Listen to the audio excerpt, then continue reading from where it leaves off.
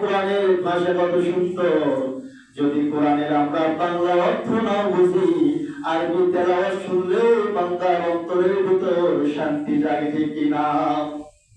ওই আল্লাহ তাআলা কোরআনের মাধ্যমে রমজানের রোজা ফরজ করে দিয়েছেন। আল্লাহ তাআলা বলেন, ইয়া আইয়ুহাল্লাযীনা আমানু কুতিবা আলাইকুমুস সিয়ামু কামা কুতিবা আলাল্লাযীনা মিন ক্বাবলিকুম লাআল্লাকুম তাত্তাকুন। আল্লাহু আকবার। আল্লাহ তাআলা বলেন, ইয়া আইয়ুহাল্লাযীনা আমানু, হে দুনিয়ার ইমানদাররা, কুতিবা আলাইকুমুস সিয়াম, আমি তোমাদের জন্য সিয়ামকে, রোজাকে ফরজ করেছি। দুনিয়ার মানুষরা যখন রমজানের কথা, সিয়ামের কথা শুনতে হয়তো ভয় পেয়ে যেতে পারে, যে সারাটা দিন না খেয়ে থাকা কষ্ট হইতে পারে, বান্দা চিন্তিত হইতে পারে। আল্লাহ তাআলা বলেন, কুতিবা আলাল্লাযীনা মিন ক্বাবলিকুম, আমার প্রিয় বান্দারা, তোমাদের ভয়ের কোনো কারণ নাই। তোমাদের পূর্ববর্তী যত জাতি ছিল, যত উম্মত ছিল, আমি সেই জাতির উপরই রমজানের রোজা ফরজ করেছিলাম। সুবহানাল্লাহ। সেই ধারাবাহিকতায় আমি উম্মতে মুহাম্মাদীর উপর আমি রমজানের রোজাকে ফরজ করলাম। এখন প্রশ্ন আসে, আল্লাহ তাআলা যেহেতু আপনি ফরজ করেছেন, আমাদের পূর্ববর্তী নবীদের উম্মতের উপর রমজানের রোজা ফরজ ছিল, অতএব আমাদেরকে দিয়েছেন, ঠিক আছে, আমরা মেনে নিলাম। এই রমজানের রোজা যদি আমরা পালন করি, সিয়াম সাধনা করি, আমাদের লাভ কি? আমরা বেনিফিট হিসেবে কি পাবো? আল্লাহ তাআলা বলেন, লাআল্লাকুম তাত্তাকুন। আল্লাহু আকবার। জানিয়ে দেই ইমানদাররা, এই সিয়াম আমি তোমাদেরকে দান করেছি যাতে তোমরা লাআল্লাকুম তাত্তাকুন, তাকওয়া নামক দৌলত অর্জন করতে পারো, অন্তরের ভিতর আমি আল্লাহ তাআলার ভয় নিয়ে আসতে পারো। আর আমি আল্লাহ তাআলার ভয় যে বান্দার অন্তরের মধ্যে ঢুকবে, সেই বান্দা দুনিয়াতে পাপ কাজ করবে না, অন্যায় কাজ করবে না। আর দুনিয়ার যে বান্দা পাপ আর অন্যায় থেকে নিজেকে বিরত রাখবে, আমি আল্লাহ তাআলা সেই বান্দাকে আমার সুমহান জান্নাতে দান করব। সুবহানাল্লাহ। তাহলে রমজান মাস আমি যে বললাম, এটা বেসিক তরজমা হলো, আল্লাহ তাআলা ইমানদারদের ডাকতে বলতেছেন, আমি তোমাদের উপর রমজানের রোজা ফরজ করেছি। শুধু তোমাদের উপর না, তোমাদের পূর্ববর্তী যে জাতি ছিল তাদের উপরও ফরজ করেছিলাম। কেন? যাতে তোমরা তাকওয়া অর্জন করতে পারো। তাহলে এই হলো আয়াতের সার্বিক বাংলা তরজমা। সম্মানিত মুআজ্জাজ মুহতারাম, আল্লাহ তাআলা আয়াতের মধ্যে একটা লক্ষ্য উদ্দেশ্য লাগিয়ে দিয়েছেন। এই লক্ষ্য উদ্দেশ্য হলো বান্দা যাতে তাকওয়া অবলম্বন করতে পারে। তাকওয়া আসলে কি? তাকওয়াটা এমন একটি দৌলত, তাকওয়া আরবি শব্দের অর্থ হলো আত্মরক্ষা করা, ভয় করা, অন্যায় থেকে নিজেকে বাঁচিয়ে রাখা, আল্লাহ তাআলার প্রিয় বান্দাতে নিজেকে রূপান্তরিত করা। সুবহানাল্লাহ। তাই তাকওয়া মানে কি? তাকওয়া মানে আত্মরক্ষা করা, ভয় করা, গুনাহ থেকে নিজেকে কি বিরত রাখা, এটার নাম হলো তাকওয়া। হযরত সাইয়েদনা ওমর রাদিয়াল্লাহু আনহু, নবীজির সাহাবী হযরত উবাই ইবনে কাব রাদিয়াল্লাহু আনহুকে একদিন জিজ্ঞেস করে, হে আল্লাহর নবীর সাহাবী উবাই ইবনে কাব, তাকওয়া কাকে বলে তুমি কি জানো? সাইয়েদনা উবাই ইবনে কাব রাদিয়াল্লাহু আনহু বলেন, ইয়া আমিরুল মুমিনিন, আপনি কি কণ্ঠকাঠিন্য পাহাড়ি পথ, দুই পাশে কাটা গিরিপথে কখনো হেঁটেছেন? দুই পাশে কাঁটাযুক্ত রাস্তা, পাহাড়ের মতো গিরিপথ স্বরূপে এই পথে যদি আপনি হাঁটেন তাহলে কিভাবে হাঁটবেন? সাইয়েদনা ওমর রাদিয়াল্লাহু বলে, আল্লাহর নবীর সাহাবী, দুই পাশে কাঁটাযুক্ত, মাঝখানে সরু পথ, এই পথে হাঁটতে হলে কাপড়কে আঁটো সাঁটো করে নিতে হবে, অতি সতর্কতার সহিত, সাবধানতার সহিত আমাকে পথ চলতে হবে, যাতে কাঁটাগুলো আমার শরীরে বা কাপড়ে না বেঁধে। সুবহানাল্লাহ। সাইয়েদনা উবাই ইবনে কাব রাদিয়াল্লাহু তাআলা বলেন, আমিরুল মুমিনিন ওমর রাদিয়াল্লাহু আনহু, আপনি ঠিক বলেছেন। আর এই সতর্কতা অবলম্বন করার নামই হলো তাকওয়া। তাহলে রমজান মাসে আমাদেরকে সতর্ক হতে হবে, রোজা যাতে ভেঙে না যায়, আমার মুখটা যদি অশ্লীল কথা বলি, খারাপ বাক্য উচ্চারণ করি, তাহলে আমার মুখের রোজাটা নষ্ট হয়ে যাবে। কানে যদি আমি অশ্লীল কথা শুনি, গান বাজনা শুনি, তাহলে কিন্তু কানের রোজা নষ্ট হয়ে যাবে। অনেক আল্লাহর বান্দা আছে রমজান মাসে মোবাইলে গান শুনে, টিভিতে সিনেমা নাটক দেখে, বসে থেকে কোনো কাজ নাই। মুসলমান বন্ধুরা আমার, শুধু না খেয়ে থাকার নাম রোজা নয়। রোজা মানে ব্রতে থাকা, এর মানে আপনার সমস্ত অঙ্গ প্রত্যঙ্গ কিন্তু রোজা পালন করতেছে। রোজা রেখে যদি হাত দিয়ে অন্যায় করেন, তাহলে কিন্তু হাতের রোজাটা আপনার নষ্ট হয়ে যাবে। মুখ থেকে দেখিয়ে বোধ করেন, মুখের রোজা নষ্ট হয়ে যাবে। কান দিয়ে যদি অশ্লীল কথা শ্রবণ করেন, তাহলে কানের রোজাও নষ্ট হয়ে যায়। অতএব অতি সতর্কতার সহিত আপনাকে আমাকে পথ চলতে হবে। অন্যায় কাজ থেকে, হারাম কাজ থেকে বিরত থাকতে হবে। এই কাজগুলো করা যাবে না। দুঃখের বিষয় হলো সত্য, আমরা সুবহ সাদিক থেকে সূর্যাস্ত পর্যন্ত আমরা না খেয়ে থাকি। আল্লাহর অনেক বান্দা রয়েছে ইফতার করার পরে হারাম ভক্ষণ করে, ঠিক কিনা? সেদিন দেখলাম এক হুজুরকে প্রশ্ন করছে, হুজুর ইফতার করে সিগারেট খাওয়া কি জায়েজ? প্রশ্ন করছে। সারাদিন রোজা রাখছেন, ইফতার করে সিগারেট দিয়ে লাগাইছেন আপনি, তাহলে আপনি সারাদিন না খেয়ে থাকবেন। যে আল্লাহকে বলে, আল্লাহ আপনার সিয়াম সাধনা করতেছি, অন্যায় থেকে বিরত থাকতেছি, ইফতার করে আপনি ধূমপান শুরু করলেন। ধূমপান কি জায়েজ? মাকরুহ বললেন। আসলে মাকরুহ কি? যেটা স্বাস্থ্যের জন্য ক্ষতিকর, আপনার শরীরের জন্য ক্ষতিকর, সেই জিনিস কি খাবেন? খাওয়া যাবে না। আমি হারামও বলবো না, জায়েজও বলবো না। যেটা স্বাস্থ্যের জন্য ক্ষতিকর, আপনার ক্ষতি করে শরীরে, এই ক্ষতিকর বস্তু থেকে আপনি আগে বেঁচে থাকতে হবে কিনা? অতএব সারাদিন আপনি না পেয়ে থাকবেন, ইফতার করেই ক্ষতিকারক বস্তু খেলেন, আল্লাহ নিষিদ্ধ জিনিস ভক্ষণ করলেন। অতএব আপনার কি রোজা কি হলো? তাহলে সম্মানিত উপস্থিতি, শুধু না খেয়ে থাকার নাম রোজা নয়। সাহাবীদের সময় রোজার এমন ধরন ছিল, রাতের বেলা কিন্তু ঘুমানোর আগ পর্যন্ত খাওয়া যায় ছিল, ঘুমিয়ে গেলে আর খাওয়ার অনুমোদন ছিল না। রাত্রিবেলা স্ত্রীর সাথে মিলিত হতে পারতো না।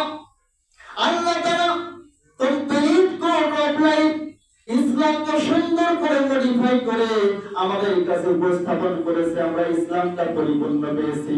কত সুন্দর করে নবী ইসলামটাকে আমাদের কাছে পৌঁছে দিয়েছেন। সাহাবীরা কিন্তু প্রাথমিক যুগে এত সুন্দর ইসলাম পায় নাই, তারা অনেক কষ্টের মধ্যে পড়ে যেত রমজান মাসে। পরবর্তীতে বিভিন্ন ঘটনার আঙ্গিকে আল্লাহ তাআলা সুবহে সাদিক দিয়ে শুরু করে সূর্যাস্ত পর্যন্ত পানাহার, স্ত্রী সহবাস নিষিদ্ধ করেছেন। কিন্তু রাতের বেলা এই কাজগুলি আল্লাহ তাআলা জায়েজ করে দিয়েছেন। সুবহানাল্লাহ। এক সাহাবী তো সারাদিন কাজকর্ম করেছেন, কাজকর্ম করার পরে রাতে যখন এসেছে ইশার সালাত আদায় করেছে, ক্লান্তির কারণে ঘুম এসেছে। ঘুমের পরে জাগ্রত হলে খাওয়ার অনুমতি ছিল না। পরবর্তী দিন আবার রোজা রেখেছে না খেয়ে। পরবর্তী দিন রোদের প্রখরতার কারণে সাহাবী অজ্ঞান হয়ে যায়। নবীজির কাছে যখন করোনা পৌঁছে যায়, আল্লাহ তাআলা আয়াত নাযিল করে দেয় যে রমজান মাসে রাতের বেলা এই কাজগুলো তোমাদের জন্য খাওয়া যায়। সুবহানাল্লাহ। তাহলে আমি কত কঠিন ছিল, আমার আপনার জন্য ইসলাম সহজ করে দিয়েছে। আল্লাহু আকবার। এই সহজ ধর্মকে আল্লাহ তাআলা বান্দার জন্য দান করেছে। বান্দা যাতে তাকওয়া অবলম্বন করতে পারে, আল্লাহ তাআলার প্রিয় বান্দা হইতে পারে। আল্লাহ তাআলার প্রিয় বান্দা হলে আল্লাহ তাআলা সেই বান্দাদেরকে তার সুমহান জান্নাত দান করবেন। সুবহানাল্লাহ। তাহলে আমরা কি করব? তাকওয়া অর্জন করার জন্য আল্লাহ তাআলা যে হুকুমগুলো দিয়েছেন পালন করার জন্য, সেই হুকুমগুলো বেশি বেশি আদায় করতে হবে, ঠিক না? আর যেগুলো নিষেধ করেছেন, এই নিষিদ্ধ কাজ থেকে আমাদের বিরত থাকতে হবে। যদি আমরা রমজান মাসে ট্রেনিং দিতে পারি, বাকি 11টি মাস আমার আপনার পাপ কাজ থেকে বেঁচে থাকা এবং নেক আমল করা সহজ হয়ে যাবে, ঠিক কিনা? ট্রেনিং যদি কোনো সৈনিকের ভালো হয় 6 মাস, আর 20 বছর চাকরি জীবন কি কোনো কষ্ট নাই। কিন্তু 6 মাসের ট্রেনিং যদি ত্রুটি থাকে, তাহলে কি মাঠে এসে কি এই সৈনিকটা কি হবে? কষ্টের মধ্যে পড়ে যাবে। আল্লাহ তাআলা তেমনি রমজান মাস দিয়েছেন যে তার বান্দাদেরকে ট্রেনিং দিচ্ছেন তাকওয়া অর্জনের। সুবহানাল্লাহ। এই তাকওয়া অর্জন করে বান্দা আল্লাহর প্রিয় ভাজন হবে, আল্লাহর প্রিয় বান্দা হবে। আর আল্লাহর প্রিয় বান্দাদের জন্য আল্লাহ তাআলা কি জান্নাতকে সাজিয়ে রেখেছেন। সুবহানাল্লাহ। আল্লাহ তাআলা জান্নাতের এই মেহমান হিসেবে আমাদেরকে যাতে কবুল করে, আল্লাহুম্মা আমিন। বিশ্বনবী জনাবে মুহাম্মদ রাসূলুল্লাহ সাল্লাল্লাহু আলাইহি সাল্লাম বলেন, হে আমার সাহাবীরা, জান্নাতের 8টি দরজা রয়েছে, তার মধ্যে একটি দরজার নাম হলো বাবুর রায়্যান। কাল কিয়ামতের ময়দানে স্পেশাল গেট আল্লাহ তাআলা সাজিয়ে রাখবেন। ফেরেশতারা ডাকবে, হে রোজাদার, কে আছো সাওম পালনকারী, দুনিয়াতে সিয়াম সাধনা করেছো, আজকে বাবুর রায়্যান নামক দরজা দিয়ে তোমরা জান্নাতে প্রবেশ করো। সুবহানাল্লাহ। আল্লাহর যে বান্দা এই বাবুর রায়্যান দিয়ে জান্নাতে প্রবেশ করবে, আল্লাহ তাআলা চিরদিনের জন্য তার গোলাপ তৃষ্ণা গুলো নিবারণ করে দেবে। সুবহানাল্লাহ। বিশ্বনবী জনাবে মুহাম্মদ রাসূলুল্লাহ মদিনার নবী জানিয়ে দেয়, সাহাবীরা জেনে রাখো, শুনে রাখো, যখন বাবুর রায়্যান নামক দরজা দিয়ে রোজাদাররা প্রবেশ করা শেষ হয়ে যাবে, সঙ্গে সঙ্গে ওই দরজাটা ক্লোজ করে দেওয়া হবে, বন্ধ করে দেওয়া হবে। সুবহানাল্লাহ। তার মানে সম্মান শুধু রমজানের রোজা পালনকারীদের জন্য দরজা, অন্য কেউ প্রবেশ করতে পারবে না, ঠিক কিনা? আমাদেরকে আল্লাহ তাআলা যাতে কাল কিয়ামতের ময়দানে ওই বাবুর রায়্যানের দরজা দিয়ে রোজাদার হিসেবে কবুল করে জান্নাত দান করে, আল্লাহুম্মা আমিন। তাহলে তাকওয়া আমাদের অর্জন করতে আল্লাহ বলেন, কেন দিলাম রোজা? লাআল্লাকুম তাত্তাকুন, যাতে তোমরা পরহেজগারিতা অর্জন করতে পারো। যুবক ভাইদের প্রতি আমন্ত্রণ, এই বাড়ি বয়স্ক মুরব্বীদের জন্য, কিশোরদের জন্য, সবার যে উত্তম চরিত্র তাকওয়াবান যখন আমরা হব, এই বান্দাটার দাম তখন বেড়ে যায়। সুবহানাল্লাহ। সাইয়েদনা ওমর রাদিয়াল্লাহু আনহুর যুগে আল্লাহর এক যুবক বান্দা খুবই নম্র ভদ্র, পাঁচ ওয়াক্ত সালাত সাইয়েদনা ওমর রাদিয়াল্লাহু আনহুর পিছনে আদায় করে। উন্নত চরিত্র তাকওয়াবান। মদিনায় সবাই ছেলেকে ভালোবাসে, এত সুন্দর ছেলে, চেহারা কিন্তু সুন্দরী কথা বলতেছি না, পোশাক সুন্দর কিছু নাই, অন্তর যদি সুন্দর হয়, তাকওয়াপূর্ণ হয়, যুবক যদি নামাজি হয়, সেই মহল্লায়, সেই গ্রামে সেই যুবককে কিন্তু সবাই ভালোবাসে, ঠিক কিনা? যুবকটা পাঁচ ওয়াক্ত সালাত আদায় করে, সবাই ভালোবাসে। যখন মসজিদে নববীর দিকে হেঁটে যায়, পাশে এক সুন্দর মহিলার বাসা ছিল, যে মহিলাটি যুবকের দিকে আকৃষ্ট ছিল। বারবার প্রলোভন দেয় যুবককে কাছে পাওয়ার জন্য। যুবক কখনো পাত্তা দেয় না, কারণ যুবকের অন্তরের ভিতরে তাকওয়া আছে। কার? যুবক আল্লাহকে ভয় করে। এভাবে চলতেছে। এমনই করতে করতে একদিন যুবক যখন মসজিদের দিকে রওনা হয়ে গেছে, এই মহিলাই নারীটি যুবককে ডাকতেছে। শয়তানের প্ররোচনায় পড়ে যুবকটা মহিলার ঘরের ভেতর প্রবেশ করেছে। মহিলা বড্ড খুশি, অনেক দিনের চাহিদা যুবককে কাছে পাওয়ার জন্য। মহিলা তার চাকরকে বলে, যাও বাজারে যাও, কিছু ভালো মন্দ ক্রয় করে নিয়ে এসো। আজকে যে যুবককে আমি ভালোবাসি, আজকে আমার গৃহের মধ্যে পেয়েছি, আজকে মনের আশাগুলো পূরণ করব। যুবককে যখন অন্তর মহলে ডাকে, যখন মহিলাটি যুবকের কাছাকাছি হয়, এই যুবকটা সঙ্গে সঙ্গে আল্লাহু আকবার বলে চিৎকার দিয়ে বেহুশ হয়ে পড়ে যায়। আল্লাহু আকবার। যুবকটা অজ্ঞান হয়ে যায়।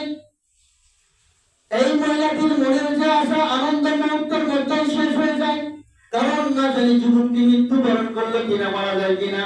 যখন গোলাম ফিরে আসে বাজার থেকে, এই মহিলাটি দুজন ধরে যুবককে তার বাড়ির পাশে বাড়ির দরজায় ফিরে রেখে আসে। এদিকে যুবকের পিতা খুঁজতেছে সন্তান কোথায়, সন্তান আসে নাই। সকাল হয়ে যায়, দরজা খুলে দেখে যুবকটি দরজার সামনে অজ্ঞান অবস্থায় পড়ে আছে। যখন যুবকটি তার বাবা ভেতরে নিয়ে যায়, হুঁশ আসে, জিজ্ঞেস করে, বাবা তোমার কি হয়েছে, তোমার কি অসুবিধা হয়েছে? যুবক ছেলে শুধু কান্না করে, কিন্তু কথা বলে না। বাবা যখন জিজ্ঞেস করে, এক পর্যায়ে সমস্ত ঘটনা বলে, তুমি এমন একটা পর্যায়ে রয়েছিলে যেখান থেকে কেউ ফিরে আসতে পারে, তুমি কেমন করে ফিরে আসলে? যুবক বলে, আমি যখন ওই মহিলার সামনে দাঁড়াইছি, তখন আমার কোরআনের এমন একটি আয়াতের কথা স্মরণ হয়ে গেছে, সঙ্গে সঙ্গে আমার হুঁশ শেষ হয়ে গেছে, আমি অজ্ঞান হয়ে গেছি। তুরশাদ ওয়ালিমান খাফা মাকামা রাব্বিহি জান্নাতান, আকবার ওয়ালিমান খাফা মাকাম রাব্বিহি যে যুবক যে বান্দা অন্তরের ভিতরে ভয় রাখে এই চিন্তা রাখে আমাকে আল্লাহ তাআলার সামনে দণ্ডায়মান হতে হবে আল্লাহু আকবার এটার নাম হলো তাকওয়া এটার নাম হলো ভয় যে আল্লাহর সামনে আমাকে দাঁড়াইতে হবে এই আয়াতটা যখন আমার আল্লাহ তাআলার কোরআনে যখন আমার মনে হয়েছে আমি অপকর্ম শয়তানের প্রচারণার মধ্যে পড়ে গেছি যদি আমি অন্যায় কাজ করি আর যেদিন আমি আল্লাহর সামনে দাঁড়াইব সেদিন আমার কি অবস্থা হবে এই আয়াতটা যখন আমার মাথার মধ্যে চলে আসছে অন্তরে স্মরণ হয়ে গেছে সঙ্গে সঙ্গে আমি জমিনের মধ্যে পড়ে গেছি আল্লাহু আকবার এই আয়াতে আল্লাহ তাআলা বলেন ওয়ালিমান খাফা মাকামা রাব্বিহি জান্নাতান